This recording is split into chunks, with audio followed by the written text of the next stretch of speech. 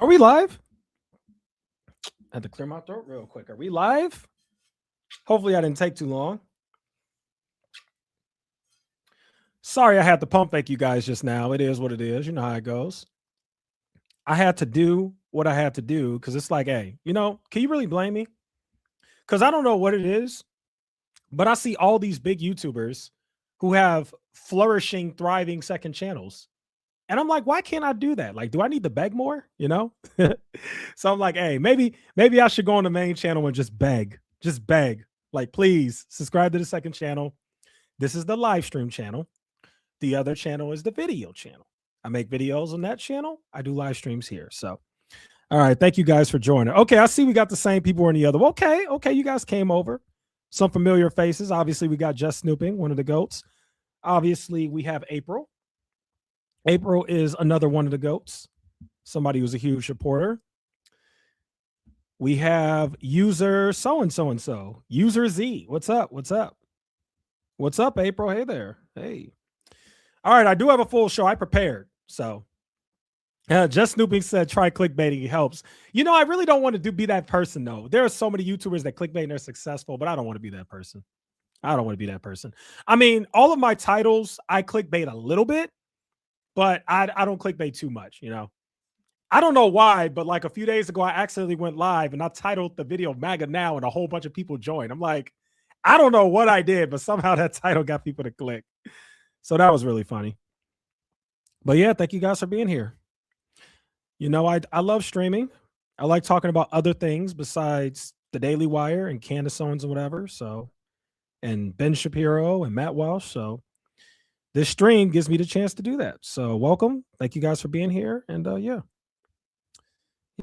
You guys know how I do. I always give it 5 minutes because it really does take a minute for YouTube to tell people that I'm live. So I always like to give it a few minutes. So we're at 2 minutes right now. I'll give it like 3 more minutes. In the meantime, we do have a packed show. I'll even tell you guys what we're going to discuss because there's a lot going on. Let me pull up my docket because I do have a docket because there's a lot. All right, let's see if I can. Nope, that's not it. That's not it. Happy Friday, by the way. Happy Friday. We love Fridays. All right, so we got Trump versus Tucker Carlson. This is going to be a very interesting conversation. I'm probably going to spend like 30 minutes alone just talking about that. Then we have, I don't know if you guys know this, but more Epstein files got released. Did you guys know that? You probably didn't because they tricked you. Pam Bondi released more Epstein files literally at like 2 a.m. last night, something like that. I remember because I didn't go to sleep till late last night. I literally didn't go to sleep till like 12:30. Like I was up really late. And I looked at my phone on Twitter and I saw like articles or like journalists on Twitter talking about Epstein files got released. I'm like, what? So then I go on there and sure enough, it happened. Epstein files did get released. I'm like, wow, that's crazy. So we're going to talk about that. There were some new Epstein files that got released. I don't want to spoil what it's about, but you'll see soon. We're going to talk about the War Powers Resolution vote. That's also very important. You know what I want to talk about? I really want to shout everybody out because you guys want to know something. Obviously, some of the videos that I make, some of them get views, some of them don't. Some of them get like 20. Every once in a while, I get a video that gets 20,000 views, right? And obviously, as a YouTuber, your goal is to try and make your audience happy and also get views, right? But I got to tell you guys something serious. The other missing component of YouTube that's really important is doing what you personally believe is important and covering what you believe is important, whether it gets views or not. And I'm not going to lie to you guys. This video did not perform that well. Like, I don't even think this video is going to get 2,000 views. But you know what? I'm very proud of this video, and I'm going to start to put more videos out like this. And I'm going to tell you why. You know what I noticed about this video right here that I posted? And again, we're just waiting for more people to come in, so don't worry. We will get to the show in a moment. But while we're waiting, I just want to talk about this video because I'm actually really proud of this one. I feel like I talked about something really important. I talked about the fact that Congress blocked the release of their own, harassment bill. So basically, there was this bill in Congress that was going to expose all of the people in Congress who had different allegations and investigations and all that, because all that stuff's private. And you know what? I want to speak deeper to this. I'm going to tell you guys why. You guys know I'm pretty transparent. So for those who don't know, I got my degree in college in political science. And I know people are going to make fun of it. I know, useless degree, blah, blah, blah. Well, you know what? I'm actually doing pretty well. I'm just being real. I really am. Now, I don't work in politics anymore because there's no money in that. I actually work in insurance. That's my day job. So I'd say it all worked out to the people who say I got a useless degree. But the point of me saying that is, I remember when I got my degree in political science, and the big thing that you were told in college is, with your political science degree, there were three things that we were always told. The number one thing was to become a lawyer. Everybody said, you know, you got to become a lawyer. And most of the people that I went to school with did actually become lawyers. Like a lot of them went to law school and they're lawyers now, and good for them. It was too expensive. I actually did want to become a lawyer, believe it or not, but it was too expensive. And I don't want to be 100 and whatever in that. So I was good on that. I'm actually glad that I didn't, because I really like what I do now. But a lot of people either become lawyers, they become like actual political candidates. Like a lot of people that I went to college with, not a lot, but a few of them ended up running for office. Like they sat on like a county board, or, you know, they ran for state rep or whatever, stuff like that. Here's the third thing, and this is the thing that a lot of people did too. The third thing is you go to Washington, D.C., where all the jobs are, and you become an intern. And the reason why I tell you guys all of this while I'm piecing all this together is because I have direct knowledge. I know for a fact that there are a lot of people in Washington who are sleeping with their interns, who are flirting with their interns, who are sending inappropriate messages. And the reason why I know that is because I was told this from people that I went to school with. Now, let me take it deeper. When I first got my degree in political science, I did try to work in politics. And guess what I saw? That's right. I'm not going to name any names. You won't hear me say that. I'm not going to get in nobody's drama. But guess what I saw when I briefly worked in politics? By the way, it's a terrible field to work in. Don't do it. Don't work in politics. It's a terrible field to work in. I couldn't do it. Really long work hours, little pay. But when I worked in politics for the brief time that I did, there were politicians that were sleeping with their interns. Yes, that is a fact. Yes, it happened. It happens a lot more than you think. So I say all that to say, I have direct knowledge that this stuff happens. So I know a lot of people are going to say, you know, well, anybody can make an allegation. They're just trying to ruin these Congress people's careers and these women, blah, blah, blah. No. You guys don't understand. There are some sick freaks in power. Most of the people, yes, exactly, just snooping, like doctors with nurses. Exactly. Same thing. Just like the doctors are sleeping with all the nurses and cheating on their wives, the same thing is happening in politics. Same thing. In politics, many of these elected officials are cheating on their wives and having affairs and sleeping with their interns and sexting them and doing all that stuff. I saw it firsthand. I'm just going to leave it there. I saw it. It happens. So the bottom line is, I'm really proud of this video because it didn't get the viewership, but that's okay. You know what told me that I need to make more videos like this? I was shocked by how many likes it got. This video got more likes than the video I made about Matt Walsh that got more views. And that told me, you know what? People like this. And that's really all that matters. Disgusting, elite, sick. It told me that my audience liked this video. Look at that, 147 likes. That told me that my audience likes this video. So now that I know that my audience likes this video, there's going to be plenty more coming. So I will dabble into politics, especially when it's stuff like this, because the reason why I also wanted to cover this video is because mainstream media isn't reporting on it. Have you guys seen mainstream media reporting on it? I haven't. You do not see mainstream media really reporting on this. Not like I watch mainstream media anyway, but anyway, that's the point. Just wanted to share that with you guys. Okay, we are almost at the 10-minute mark. Let's go ahead and get into the actual show. So we are going to start here. Let's start with Tucker Carlson.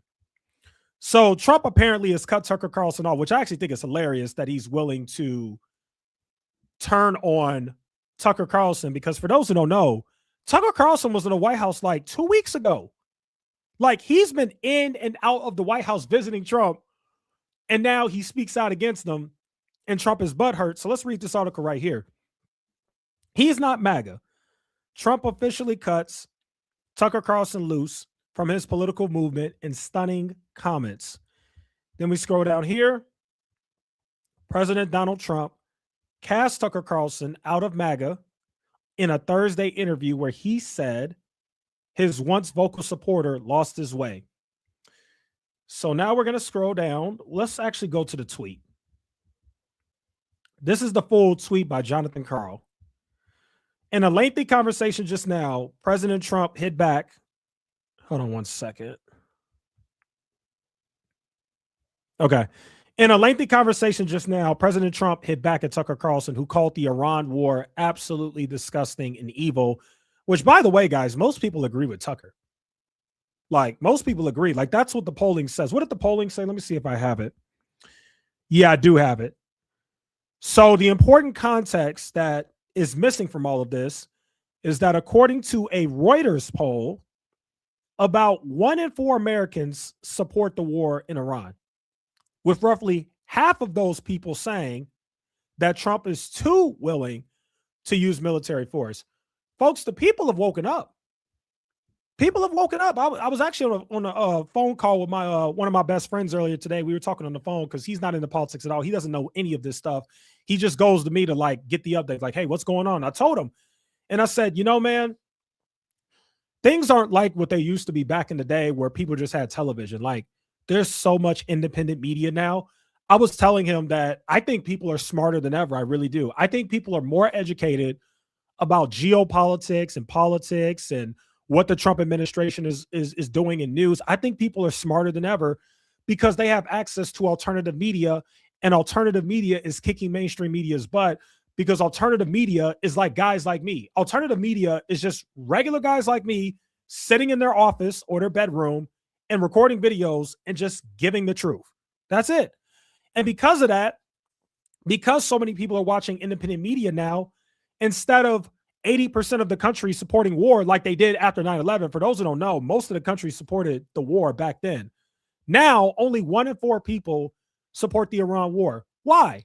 Because the American people have woken up. They don't fall for the propaganda. The propaganda is Iran is America's biggest threat. That's BS. We got a whole ocean protecting us. What are you talking about? But that's the propaganda. Iran's our biggest threat. They killed a bunch of Americans. They did all this stuff. Yes, we know. Before 9/11, the country of Iran was killing a bunch of Americans. We know this. But why do you wait 30 years later to do something about it? That don't even make sense. Why didn't you do something about it when it was happening? All those bombings and stuff, you didn't do anything about it. You waited 30 years to finally do something about it. Conveniently, when Israel is basically blackmailing or begging you to, whatever it is. So the American people have woken up. Now we know that the only reason why you're doing it is because of oil in Israel. And there's actually a third reason. It's because of religion too. Because you have Zionists. I was actually explaining this last live stream. You have Zionist Jews and you have evangelical Christians who are also Zionists who believe that Jewish people need to be in Israel and or in control of the entire Middle East in order for Jesus Christ the Messiah to come back. People really believe this. They really believe this. Somebody just said it. Thank you, 56 Ace. You're right. They're not the United States' biggest threat. They're Israel's biggest threat. You know why? Because they're really close to Israel and they do arm and finance Hamas. They're Israel's biggest threat. That don't got nothing to do with us. Okay? Absolutely nothing to do with us. By the way, I also want to tell you guys something else. Somebody said, is Trump a Christian? Oh, just snooping. Is Trump a Christian Zionist? So here's the deal with Trump. I'm glad you said this. I don't really think Trump's a Christian. I guess he is, but he doesn't seem like it. You know, I don't want to say he's not a Christian because I don't know what his faith is, but he's not a Bible thumper. Let me put it that way. He might be a Christian, but he's not. He doesn't wear it on his sleeve like everybody else, like Mike Johnson and all those other people and Pete Hegseth. He's not out here like God, family, church, or whatever the saying is, right? He's not one of those people. But is Trump a Zionist? You know what? I don't actually know. I really don't know if Trump's a Zionist. I'll tell you what I think, though. I think I don't think I know. Trump's entire cabinet is Zionist. Trump's cabinet is Zionist. Most of the people in Trump's cabinet are literal Zionists. Like Pete Hegseth has like a crusade tattoo on like his chest or whatever. Like a lot of people in Trump's cabinet are Zionists, and a lot of people in Trump's cabinet believe that whole thing of, this is prophecy. We have to defend Israel and we have to help them take over the Middle East so the end times prophecy can happen and Jesus can come back and rapture everybody. That's literally what these people think. So let's go back to Tucker. So Trump said Tucker has lost his way. I knew that a long time ago, and he's not MAGA. MAGA is saving our country. MAGA is making our country great again. MAGA is America first. And Tucker is none of those things. And Tucker is really not smart enough to understand that. Okay, Trump. It's funny how he says MAGA is America first. MAGA is obviously not America first with everything that Trump is doing.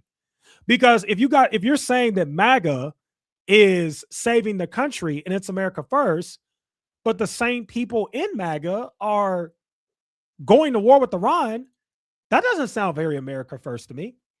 Sounds like Israel first. I think Trump should change the acronym, not MAGA, MEGA, make Israel great again, because that's really what this whole thing's about. Trump's cabinet has been infiltrated with Zionists. That's what's happened here, folks. That's what's happened. So let's read more of the article. The comments follow Carlson blasting Trump's administration over their recent strikes on Iran. Carlson called it, okay, so we know that. Tucker Carlson has also been vocal in criticizing Trump's administration on other issues like the Epstein files, Ukraine, and more. By the way, I want to say something really important about Trump. And I know you guys know this, but it's important to say it. Trump is willing to turn on anybody that turns on him. We saw that firsthand when he turned on Marjorie Taylor Greene, who was a major, huge supporter of his since 2016. She was one of the first people to support him and gain popularity doing it, and he turned on her. What does that tell you? Why do you think the Republicans are scared of him? Why do you think the Republicans in Congress are scared? Because they know he'll turn on them. That's what he does. You go against Trump, he turns on you. That's how it goes. So shout out to Tucker Carlson for having the courage to speak out and stick to his principles. Trump also spoke to Carl about the Iran situation, Jonathan Carl, the journalist, declaring the military operation a success. It was one of multiple interviews Trump conducted on Thursday in which he declared success in Iran and insisted people are loving it, despite polls painting a much more mixed picture. They are decimated for a 10-year period before they could build it back, Trump said about Iran. Here's the problem with Trump's comments about Iran, where he says they are decimated for a 10-year period before they could build it back. Trump literally said, do you guys know that Trump did airstrikes on Iran in June of 2025? And guess what he said? We won. We completely decimated and destroyed their nuclear capabilities. The conflict is over. I am the peace president. No wars. Well, that turned out to be a lie, didn't it? Because he says that, and then just like 6 months later, he's back to doing the airstrikes. But I thought you said back in June, Trump, that you stopped their military and nuclear capabilities. It's all a lie. It's all a lie. Carlson said in an interview with Carl that Trump's decision to strike Iran will shuffle the deck in a profound way in terms of his political movement. The president previously responded to Tucker Carlson's Israel criticism, saying it had no effect on him. Here's the part that's interesting, guys. Carlson reportedly visited the White House multiple times last month to lobby against the attack. I have that article right here. Here, we'll pull that article up. Right here, report from the Hill. Tucker Carlson sought to talk Trump out of war with Iran. Right here. Tucker Carlson reportedly sought to talk President Trump out of going to war with Iran, the New York Times reported on Monday. In a lengthy piece that outlined how Trump, at the urging of Israeli Prime Minister Benjamin Netanyahu, decided to launch military action against Iran, the newspaper reported that Tucker Carlson met with the president 3 times in the Oval Office over the past month to argue why he should not do so. Carlson, the former Fox News host who now runs his own media company, reportedly outlined the risk to U.S. military personnel, energy prices, which we're already seeing going up, Arab partners in the region, if Trump authorized the operation. He also told the president that Netanyahu's desire to attack Iran was the sole reason Trump was considering a strike, and encouraged the president to restrain the Israeli prime minister. See, this is the reason why people think post on your community wall when you're live. You're right, I should. Thank you. Thank you, user. Thank you, user Z. I appreciate that. You're right. I should absolutely do that. Thank you so much. I'm going to do that right now. But Trump told Carlson that the U.S. had no choice but to join Israel in attacking Iran. But why? Why? Because that doesn't make sense. Because why did you have no choice when we all know that the only reason why you're doing it is because Benjamin Netanyahu wants you to? That doesn't even make sense, guys. I'm going to post here live now. Come hang. Okay, I just posted it on my community post. All right. So yeah, Tucker Carlson went there 3 times, tried to convince Trump to not go to war with Iran. He still did it. And this is what's fueling the conspiracy theories, as they call it. I'm not saying that, but that's what they call it. Where a lot of people out there think that Benjamin Netanyahu has dirt on Trump. People think that Benjamin Netanyahu is blackmailing Donald Trump and not understand why. Because it's like, dude, we all know that you're going to war with Iran because of Bibi. But why? And the reason why that question matters, guys, is because every other president said no. We have documented factual reporting in history that shows that every other president said no. Going back to Bill Clinton, Clinton said no. Bush said no. Obama said no. Biden said no. Trump says yes. The peace president, the peace cabinet said yes. Why would he do that? Some people think it's because Jeffrey Epstein was a Mossad asset and gave all his intel to Bibi Netanyahu. And some people think that Bibi Netanyahu told Trump behind closed doors, look, dude, I got all the goods on you when it comes to Epstein.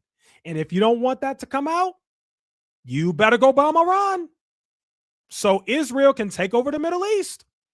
That's what people think. A lot of people think that, guys. And if you really look at Trump's movements, it really doesn't make sense. I mean, I understand why people think that, because think about it. Trump refuses to release the full Epstein files with no redactions. He refuses. Trump also refuses to listen to his advisors, to listen to the American people, and not go to war with Iran. I mean, if it walked like a duck and quacked like a duck, it's a duck, right? Like, come on. So, all right, so you got that. Let me show you guys something that happened today. Tucker Carlson actually did a show today. Do I have it? Yeah, I have it over. Is this it? Yeah, that's it right there. Okay, yeah, we'll go to that in a minute. Okay, so I have that post right there. Let me go to something. Okay, here we go. So this article is interesting because it says that MAGA was already fracturing. Trump's Iran war is accelerating the process. But wait a second. I thought they said that Candace Owens was fracturing the right. I thought MAGA was fracturing because of Candace Owens. Remember, they always want to blame Candace Owens. Candace Owens is destroying the right. Candace Owens is a secret leftist, blah, blah, blah, blah, blah. Remember that? Turns out now that Candace Owens is taking a step back because people care a lot more about the Iran stuff than the Erica Kirk stuff. Now that this is the main news, now they're flipping the script. Oh, never mind. It's not Candace. It's Trump's Iran war. Trump's Iran war is fracturing the right, which is true, by the way. And that's a fair thing to fracture the right about. And I'm going to tell you guys why. If you are somebody who voted for Trump and you have now turned on him or you're very critical of him, I commend you. Because this guy that some of you voted for told you no wars. He lied. We are in a war with Iran right now. And let me tell you the politics that are being played. We're going to go over that later on in the stream about the vote that happened in Congress. But let me tell you the politics that are being played. It is illegal to go to war and do these strikes without Congress, but Trump is doing it anyway. So you know what Mike Johnson did? Mike Johnson said, it's not a war. It's a military. I forgot what he called it. He framed it some kind of way. He said it, he framed it some kind of way, but he basically said it's not a war. Let me see if I have it in my docket. And we're going to revisit that later on, but I just want to see if I have it because it's interesting what he said. Okay, here it is. Here it is. So in the PBS article, they're reporting that Speaker Mike Johnson tried to thread the needle by saying that the U.S. is not at war, even though we all know that they are. And this is the wording that Mike Johnson used. Speaker Mike Johnson said, "We're not in a war. We're in a defensive operation." What? A defensive operation? Bruh, you attacked them. What's the defensive? What, like, you see how they play politics with these goofy words? What are you defending? This is the propaganda. You attack them, and then you report to your media, it's a defensive operation. We were defending ourselves. Nah, it's a defensive operation, all right. And you weren't defending the American people. It's a defensive operation for Israel. You were defending Israel. Guys, that is what Mike Johnson said. And guess what? This is where it gets funny. So reporters asked Mike Johnson. He said it's not a war. It's a defensive operation. And then Trump came right after him and said, oh, it's a war. You can't make this stuff up, people. We'll get to that topic later on in the stream, but that's what happened. And then I want to turn to something very important. I almost made a YouTube video about this, and I might still do it, but I got to be careful because when you make videos about stuff like this, YouTube will demonetize you. They will. They don't like it when you talk about this stuff, but it happened. So for those who don't know, one of the airstrikes that happened over in Iran struck a girls' school. And 175 elementary school young girls died. They were bombed to death. Yes, it happened. And what happened was you had a bunch of finger pointing. First, they tried to lie. First, they said Iran did it. Iran was trying to strike us back, and they missed, and they hit their own schoolgirls. Yeah, right. No, they didn't. Then it went to Israel. Israel said we didn't even strike that region, which is true. If you look at the reporting that's being done, Israel did not strike that region. They weren't even operating in that area with their airstrikes that destroyed that school, that killed those schoolgirls. There's only two people. Okay, 165. Thank you for the correction. 165 schoolgirls. There were only two countries that were operating over there. It was the United States striking Iran and Iran striking back. And according to new reporting from several different news outlets, all the signs are pointing to the fact that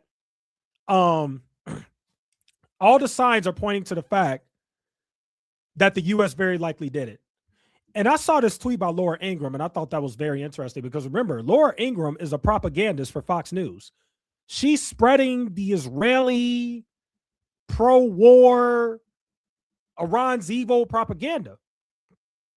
And so even Laura Ingraham came out and she's responding to this Wall Street Journal article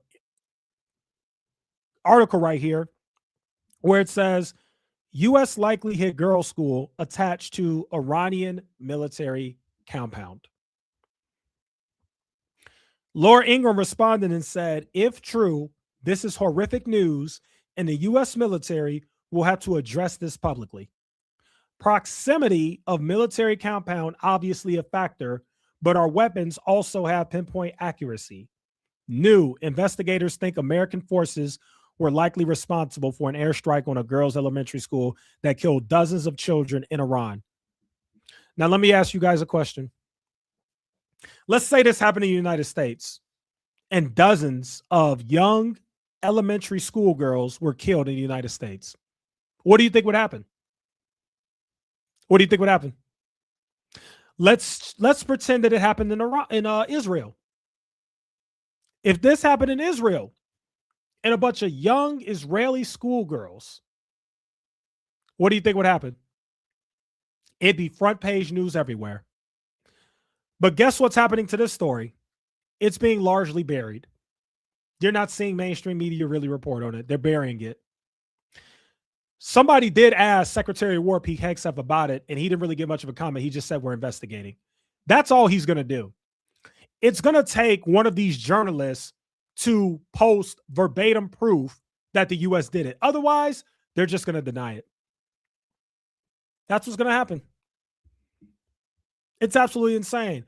Oh, by the way, guys, I don't know if you know this, but we also got confirmed reporting that on the day that Khamenei was killed, the supreme leader of Iran, on the day that he was killed, In Pakistan, a bunch of protesters tried to storm a U.S. consulate in Pakistan. U.S. Marines opened fire on them. Yep. So that's two things. U.S. Marines opened fire on protesters in Pakistan, and the U.S., it looks like, very likely, bombed and killed a bunch of schoolgirls. This is the reason why people are opposed to war. This is the reason why Americans are critical of Trump for lying. This is why. You're shooting protesters and you're bombing schoolgirls. Guess what? If you didn't go to war for Israel and you stayed your butts here, sorry, let me be blunt here. You stayed your asses here in the United States and you actually focus on the stuff that matters, like affordability, helping people afford a home, making people's lives better, America first, make America great. What happened to that? If you actually focused on that, you wouldn't have this stuff. Now you got a bunch of different things that are definitely going to ensure that you lose in the midterms. And oh, by the way, you're killing J.D. Vance's campaign. Because if J.D. Vance wants to run in 2028, people are going to remember this stuff. Hey, weren't you the guy that was vice president when you all did that stupid war in Iran that we all know you have no chance of winning? Weren't you the vice president during that time? Weren't you the vice president when they shot at protesters and killed schoolgirls and nobody cared? Lord knows what else is going to happen. It's only going to get worse. This is why everybody's opposed to war, because these wars are dumb. I agree with you. I don't think JB will win. I don't think JD Vance will win either. I don't think he has what it takes to be president. I don't. I'm not saying he's a dumb guy, but it takes more than just being smart to become president. I don't think he has it. I think they're going to try and push him as the front runner, and I think somebody's going to come out of nowhere and take the Republican nomination. I really believe that. I don't even think JD Vance is going to win the Republican nomination, but I could be wrong. He might. If Trump doesn't kill his campaign. All right, let's go to this. So Tucker Carlson did an interview today, and Tucker actually said something interesting about Trump, and basically this is a new update regarding the Trump and Tucker Carlson saga. Let's go ahead and take a listen to what Tucker Carlson had to say. So as I said, I flipped to DC 3 times in the last month to try to convince Trump not to do this. It didn't work. It happens. I'm looking at this and I'm thinking, boy, this is not going to get better. So then I think I'll fly up again and ask him. I mean, I don't know if anyone else is doing it, so I'm going to try to just declare victory and go home. Like, you killed an 86-year-old cleric. Let's just call that a win and then pull back. And so then, meantime, he got convinced to denounce me. Okay, I don't care. I'm gonna fly up anyway and see him, right? Even though he's like denouncing me. So I call over there to see, call someone who knows him to see. I said, I'm just gonna fly up anyway and tell him this because I think it's so important. And the person says, don't bother, because he's being shown polling that this war is like a 90-10 win for him. And I said, I don't know where that polling is coming from. It's like, I guess you could make any kind of poll, and he's watching Fox News, which is telling him the same thing, and he's getting fake polling. I guess they're only polling Sean Hannity's viewers or something. And so I'm not sure that there's a sense, as if this was yesterday, because I was getting so agitated and worried. I don't think that there's a sense that this is unpopular. Like, I think there's an information vacuum here. There's a massive information vacuum. And, for the president and the administration who declared victory based on...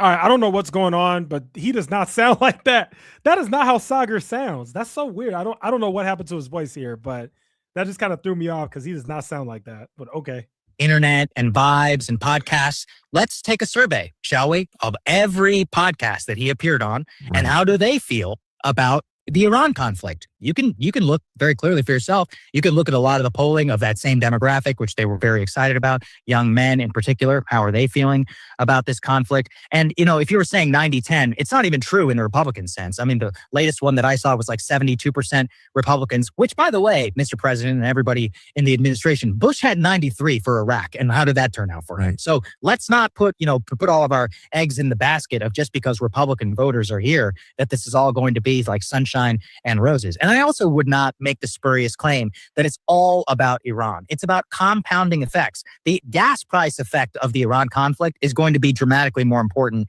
to the White House's political chances in the midterms than anything that's actually happening on the ground. I don't think it should be that way, but that's reality. And I do think also, your inclination to get him to try and declare victory, that's the correct move from a strategic perspective, an economic perspective, from every political perspective. You don't want the entire country's national discourse focus on Iran. I'll give you a good example. Just yesterday, the White House did a summit where they were trying to address rising electricity prices on data centers. In another world, no Iran, that's a main topic of conversation on my show, a major topic. And I'm glad he brought that up because, yeah, these places, do you guys know about that? These places where they're putting these data centers, it is raising the electricity prices for people. That's way more important than this Iran crap. That's what I'm saying. Get out of Iran and focus on your actual constituents that voted you in. It's crazy. But anyway, so Tucker basically told Sagar that someone close to the president told him not to bother because the president is being shown polls claiming that the war has a 90-10 approval rating. Like, who is showing him? That must be the Zionists in his cabinet that really want him to participate in this goofy holy war. So, anyway, let's go ahead and transition to Candace Owens. We got to talk about her. She's always in the news for something, right? Always. So Candace Owens, and I did see this tweet earlier today. Candace Owens is speaking out against the war in Iran, which is great. She has a big platform. You should speak out on it. Candace Owens calls on U.S. troops to quit the military. She says Trump has betrayed America. Let's go ahead and keep reading. Controversial MAGA podcaster. She's not a MAGA podcaster. They got to stop calling her that. She's not MAGA. She's made it very clear that she's not MAGA. She's ultra critical of Trump. She's like, look, I don't know what they got going on, but I'm not MAGA. These people crazy. And I agree with her. So she's not MAGA. They got to stop calling her that. But anyway, controversial podcaster Candace Owens kicked up a firestorm of controversy on Friday by calling for U.S. troops to quit the military, claiming Trump betrayed them on behalf of Israel. I agree. I think she's right. Owens shared a clip of former Israeli IDF, Israeli Defense Force chief, and one-time Deputy Prime Minister Benny answering questions about the need for boots on the ground in Iran.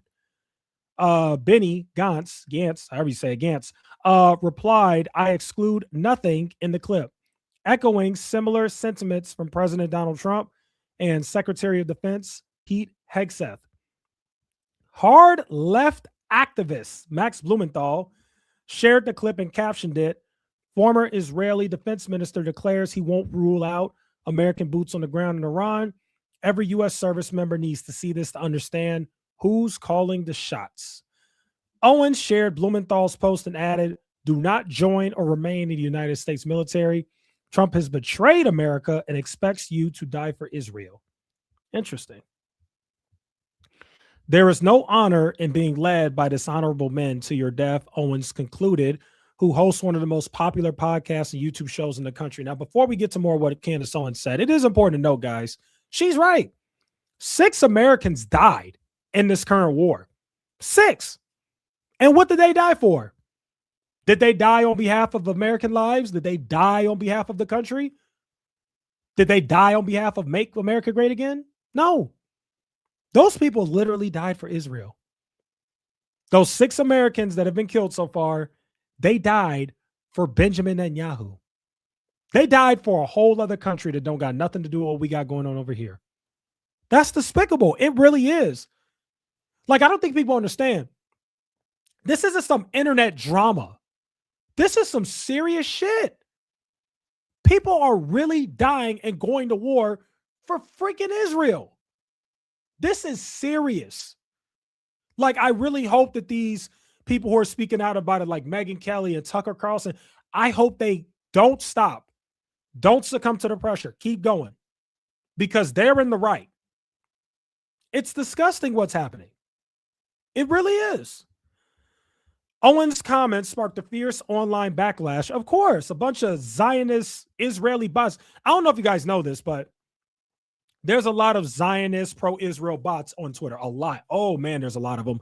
There's actually articles. There's journalists who like wrote articles on it, but there's a lot of bots on Twitter.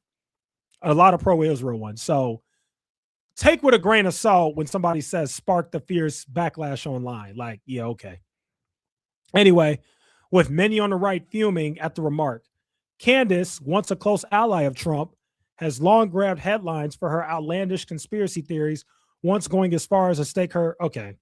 So now they're just talking about Candace Owens and blah, blah, blah. Let's see. Okay. So Mediaite reached out to Candace Owens for a request for comment, and she replied. She said Americans should stop dying so Israel can expand its borders while our country continues to decline. This isn't complicated. That is true, guys. Did you guys see that jobs report today? She's right. Folks out here going to war for Israel while the country's declining. Let's look up the jobs report. What was it, 92,000? Not good. U.S. economy lost 92,000 jobs in February, and the unemployment rate rose to 4.4%. Instead of going to war for Israel, why don't we focus on this? You think that might be something? So anyway, here's an example. So the Mediaite says, below is an example of some of the reactions to her post from the right. Who the heck is this guy? Does anybody know who this guy is? I don't know who this guy is. Who the flap is this? Steve Guest, conservative communicator. I have no idea who this guy is. I'm sorry. I have no idea. I don't even know who this guy is. Let's see if this guy's anybody important. Steve Guest. Commentator. Who's Steve Guest? Looks like he worked for Ted Cruz. That's about it. Yeah, so basically he's a nobody. He was the communications advisor. Oh, he worked for the RNC. Okay. He worked for the RNC, communications advisor for Ted Cruz. Okay. So basically a nobody. Don't nobody know who that is. They're posting these guys like these are like important people. Like, who are these people? I don't know who any of these people are. All right. Well, anyway, you guys know I agree with Candace Owens 100%. Okay. Let's go to something else. So Candace Owens also talked about Jeremy Boring. And I wanted to add this part to this video because if you guys remember, I made a video literally today, actually, about Candace Owens going in on Jeremy Boring. And she added more to it that I didn't know. Now, I always heard Candace Owens say that she got sued by Ben Shapiro and Jeremy Boring. I didn't know that Brett Cooper did as well. So let's read this. So this is Candace Owens replying to Jeremy Boring. Candace Owens said, let's keep reminiscing, Jeremy. Remember when you double sued me and Brett Cooper as a birthday present to yourself because you were upset that Reagan's show failed? And then you sued me for interviewing a USS Liberty survivor after I was fired? Am I lying, Jeremy? These are simple yes or no questions. Note the documents still exist, you insufferable you know what. In true Jeremy form, you completely started this back and forth by going on 5 shows, making up completely fabricated stories about me, confessing humiliating secrets to you. You went so far as to author an op-ed for the Daily Mail. You wanted my attention. Now you have it. Am I lying or no? Somebody said the fact that he sued Brett is actually insane. Candace Owens replied and said she had no money, but he wanted to sue her into bankruptcy too because no one is allowed to leave Jeremy, even the people he fires, he stalks. Again, he authored a corporate-wide email after I caught him sending an intern to secretly follow me to Dallas. He admitted he did it and said it was his right to have me followed in writing. He is mentally disturbed and behaves like Patrick Bateman in American Psycho. Wow. So the Candace Owens, Jeremy Boring beef continues. Very interesting stuff. Okay. All right, next topic. So this is about the Epstein files, guys. This is about the Epstein files. So last night, Pam Bondi and the Department of Justice released more Epstein files. So basically, the TLDR on that is the House and Senate voted on whether to. Nope, that's the wrong thing. Sorry, that's the wrong thing. Okay, here it is. So basically, what happened here is the Department of Justice released FBI interview files that were previously missing from the Epstein document dump. They contain detailed accounts from a woman who says Epstein trafficked her to Trump in the 1980s when she was 13 and 15 years old. Now, 13 and 15 years old. Now, here's the thing with that.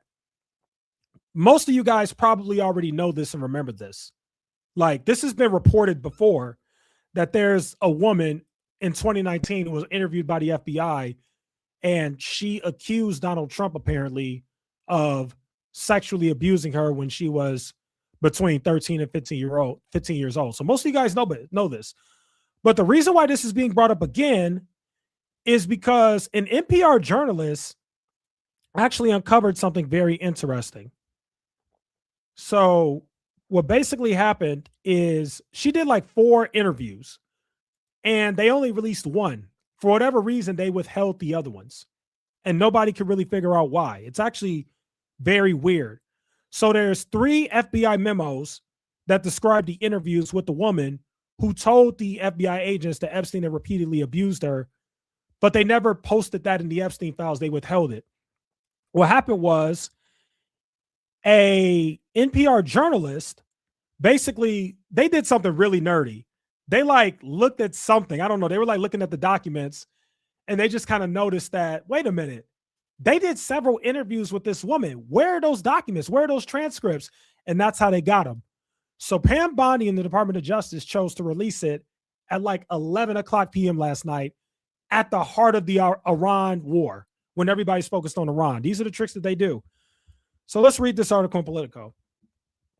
The Justice Department posted a trio of FBI interviews with a woman who alleged President Donald Trump sexually assaulted her when she was a young teenager after she was introduced to him by Jeffrey Epstein. The woman's central allegation, according to FBI summaries of her interviews with investigators known as FBI 302s, is that Trump hit her after she bit his you-know-what when he attempted to force her to perform you-know-what. The 3 files come as, okay, blah, blah, blah. Trump denied it. He introduced. This stuff is very graphic too, so we're going to skip through that. There was an important part in here. Okay, I don't see it. But the bottom line is this one was kind of weird because what happened was the girl did all these interviews with the FBI. And then 2 weeks later, her lawyers were like, all right, we're done. We have nothing else to say. Like, if you have anything else to say there, just contact us, which I actually thought was kind of weird. But, you know, maybe she's traumatized from what she claims happened to her. Of course, we don't know if this is true. This could be a complete lie. We have no idea. So this is all allegedly, but it is interesting. So now the Politico goes into everything that happened to Trump. E. Jean Carroll won an $83 million judgment in 2024. I think Trump's appealing that, so that's probably going to stay in court for a while. Okay, so that's what you got there. All right, let's get to more important stuff. So for those who don't know, and again, they don't tell you this stuff, the House, there was a Iran War Powers Resolution that took place in the House today. So here's what happened with that. Both the Senate and the House voted on whether to require Trump to get congressional approval before continuing with the Iran war. Because remember, what he's doing right now is technically illegal. You can't do that. You have to get approval from Congress. But Mike Johnson says, oh, it was just self-defense. We're just defending ourselves. It's a defensive operation. It's a war. So what happened was the House actually rejected it. Why did the House reject the War Powers resolution? Because there are plenty of members in Congress who are war hawks too, and they want this war to happen. So you had 2 Republicans, Thomas Massie is one of them, and then you had another Republican who broke with their own party to vote for this bill. But it still didn't work out. It still didn't work out. It still got struck down. So Trump gets to do what he wants without Congress's approval. And then in the Senate, every Republican voted against that resolution except for Rand Paul. And the main issue here is that the Constitution gives Congress the power to declare war, but Trump is already in a war, right? Trump already launched strikes on Iraq without a vote. So technically, it's kind of violating the Constitution. It's really weird, right? And then that's where I told you guys that Speaker Mike Johnson tried to thread the needle with the whole it's a defensive operation. And then Trump contradicted him and said, it's a war, which was very weird. And so basically, your congressional people, the people that you voted to Congress, basically voted and struck the bill down. And they're voting to let one man, the president of the United States, keep running a war that has already killed 6 U.S. service members. Keep in mind, there's been a dozen U.S. service members who are injured. We're talking about like serious injuries. Like they're going to come back with scars and stuff like that. And there's actually a tracker that I saw on Twitter. There's a tracker that shows how much money has been spent on this war so far. Did you guys know that so far the United States has spent $5 billion in taxpayer money on this Iran war? And it's only been like 7 days. Yeah. $5 billion, guys. $5 billion. Absolutely insane. So that's what you got going there. And then here's another update. Speaking of war hawks, we all know who Condoleezza Rice is, right? Everybody knows who Condoleezza Rice is. So, yeah. So Condoleezza Rice was spotted going into the White House today, according to a report. Reporters were outside of the White House, and they noticed a black woman walking with Trump's cabinet. And they're like, that looks like Condoleezza Rice. Oh, wait, that is Condoleezza Rice. For those who don't know who Condoleezza Rice is, she was the national security advisor during the Bush era, and she was also the Secretary of State. And she played a major role in the war on terror. Remember the war on terror, the big lie that over there in the Middle East, they have weapons of mass destruction. So this is a war on terrorism. Complete lie, by the way. They never had weapons of mass destruction. The reason why it's significant that she was spotted going into the White House is because she actually did a TV interview earlier this week where she basically praised what they were doing.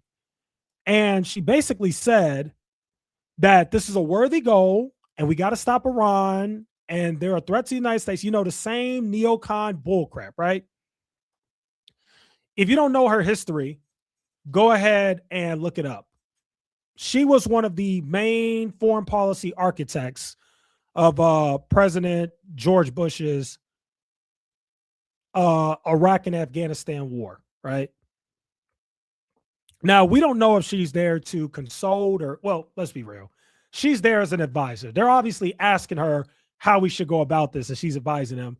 And it's not good because she's a war hawk, right? It's not good. So it's pretty much what you got. Let's see if I have anything else. Yeah, speaking of that, we can go here. Trump has privately shown serious interest in U.S. ground troops in Iran. So remember, there's this whole back and forth thing where people are trying to figure out if Trump is going to put boots on the ground. If you want to know my thoughts, I personally think that he is. Let's go ahead and read this article here. President Donald Trump has privately expressed serious interest in deploying U.S. troops on the ground inside of Iran, according to 2 U.S. officials. President Trump has discussed the idea of deploying ground troops with aides and Republican officials outside the White House while outlining his vision for a post-war Iran in which Iran's uranium is secure and the U.S. and new Iranian regime cooperate on oil production, similar to how the U.S. and Venezuela are, the sources said. Now, what did I tell you guys about what this war is about? Israel, oil, this is the oil part, and religion. They're literally giving it to you plain as day. Trump has discussed the idea of deploying ground troops with aides and Republican officials outside the White House while outlining his vision for a post-war Iran. What's Trump's vision? He wants a new Iranian regime that will cooperate on oil production with the United States, similar to what happened in Venezuela. Why did Trump invade Venezuela? Why did they go and take out Maduro? Oil. It's all because of oil and resources. That's right. Absolutely insane. The president's comments expressing serious interest in deploying ground troops have not focused on a large-scale ground invasion of Iran, but rather on the idea of a small contingent of U.S. troops that would be used for specific strategic purposes. So there you go, guys. That's really it. All right. Well, I really only wanted to stream for an hour today, so hopefully you guys enjoyed that. That's my breakdown on some of the news subjects. Yeah, that's pretty much it. That's it. I'm going to go eat dinner, drink my water, watch some TV, enjoy my Friday. Yeah, we're at 55 minutes. So, hey, almost an hour. I gave you guys what I could. Be on the lookout for some exclusive videos tomorrow that I'll be dropping on the main channel. And as always, thank you guys for being here. Thanks for being a part of the live stream. Thank you. Wow, we got 20 people in here. Let's go. Let's go. We're growing. We're finally doing it. That's dope. All right, guys. Well, thanks for being here. Typically, when I do live streams, I try to keep them at an hour because I don't want to be sitting here streaming all day. So that's really my goal when I do live streams. I really try to go for an hour, and then that's about it. So, all right, guys. Thank you for giving me an hour of your time. Thanks for listening. Thanks for everything. I'll see you guys in the next live stream. See ya.